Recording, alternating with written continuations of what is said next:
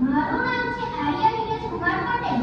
હું ધોરણ 5માં અભ્યાસ કરું છું અને આજે મારો વિષય છે 15મી ઓગસ્ટ. 15મી ઓગસ્ટ એ આપણો રાષ્ટ્રીય તહેવાર છે. એ આપણો સ્વાતંત્ર્ય દિન છે. ઈસવીસન 1947 પહેલા આપણા દેશમાં અંગ્રેજોનું શાસન હતું. આપણો દેશ ગુલામ હતો. તેથી આપણે અનેક યાતનાઓ ભોગવવા પડતી હતી. તેથી દેશના લોકોએ આઝાદ થવા ગાંધીજીની આગેવાની હેઠળ અનેક આંદોલનો કર્યા. અનેક દેશભક્તોએ પોતાના બલિદાનો આપ્યા. જવાહરલાલ નહેરુ, સરદાર વલ્લભભાઈ પટેલ, લાલા લજપતરાય વગેરે દેશ નેતાઓએ પોતાનું જીવન રાષ્ટ્રની સેવામાં અર્પણ કરી દીધું. ભગતસિંહ, ખુદીરામ બોઝ, પ્રફુલ્લ ચાકી વગેરે યુવાઓએ હસતા હસતા શહીદી વહોરી લીધી. આખરે 15મી ઓગસ્ટ 1947 ના દિવસે આપણો દેશ આઝાદ થયો. લોકોએ આઝાદીનો આનંદ મનાવ્યો. ત્યારથી આ દિવસને ખૂબ જ ધૂમધામથી ઉજવવામાં આવે છે. આ દિવસે સવારે શાળાઓમાં ધ્વજવંદન કાર્યક્રમો રાખવામાં આવે છે.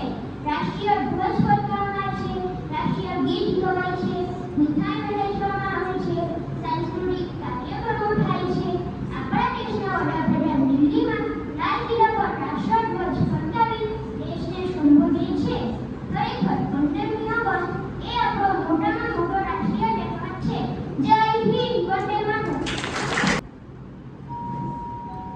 મારું નામ હેમી રશિકુમાર ભાવસાર છે. આજે હું તમને શહીદ ભગતસિંહ વિશે કંઈક કહેવા માંગુ છું. ભારત તો વીરોની ભૂમિ કહેવાય છે.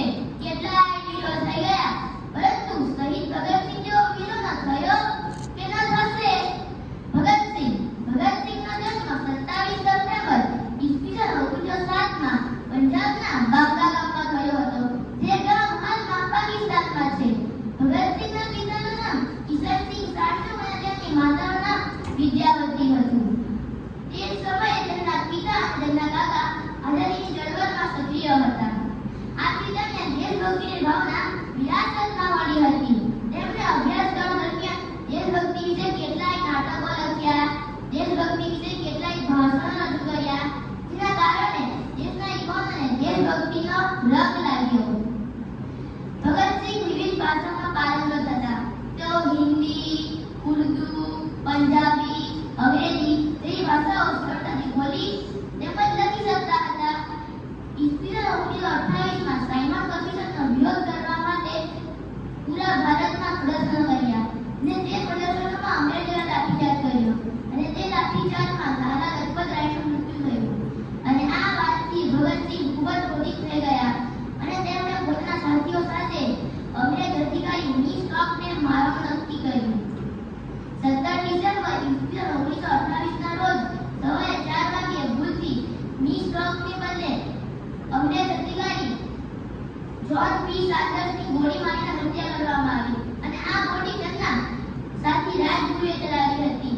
8 એપ્રિલ ઈસવીસન 1929માં દિલ્હીની ધારાસભામાં ભગતસિંહ અને તેના સાથીઓએ બોમ્બ નાખ્યો અને રાષ્ટ્રપતિના બદલે ત્યાં ઉભા રહ્યા. પછી તેમની ધરપકડ થઈ અને કોર્ટમાં કેસ ચાલ્યો અને તેમને ફાંસીની સજા સંભળાવવામાં આવી. તેમની દેશમાં લોકપ્રિયતાથી ગભરાઈને તેમને ફાંસીની સજા પહેલા 1 દિવસ પહેલા ફાંસી પર લટકાવવામાં આવ્યા. જ્યારે તેમને ફાંસી પર લટકાવવામાં આવ્યા ત્યારે તેમની ઉંમર માત્ર 23 વર્ષ હતી. ફાંસી પર લટકવા પહેલા તેમના ચહેરા પર હાસ્ય અને વિગતતા હતી. તેમને ફાંસી પર લટકવા પહેલા ઇન્કલાબ જિંદાબાદનો નારો લગાવ્યો અને આથી 23 માર્ચનો દિવસ ભારતમાં શહીદ દિવસ તરીકે ઓળખાય છે. જય હિન્દ. મારું નામ યુગ કલ્પેશભાઈ પટેલ છે. આજે હું તમને મારું નામ યુગ છે. આજે હું તમને સરદાર વલ્લભભાઈ વિશે થોડું કહીશ તે તમે શાંતિથી સાંભળજો. ચાલો આજે આપણે ફરીથી તે દ્રશ્યોને યાદ કરીએ. શહીદોના દિલોમાં ઉઠેલી આગને યાદ કરીએ. જે નાવમાં બેસી આઝાદી પહોંચી હતી કિનારા પર, જે નાવમાં બેસી આઝાદી પહોંચી હતી કિનારા પર, તે દેશભક્તના લોહીની અખંડ ધારાને યાદ કરીએ. આપણા ભારત દેશની આઝાદી અપાવવા માટે અનેક મહાન ક્રાંતિકારીઓએ પોતાની જાનની કુરબાની આપી હતી અને આપણા ભારત દેશના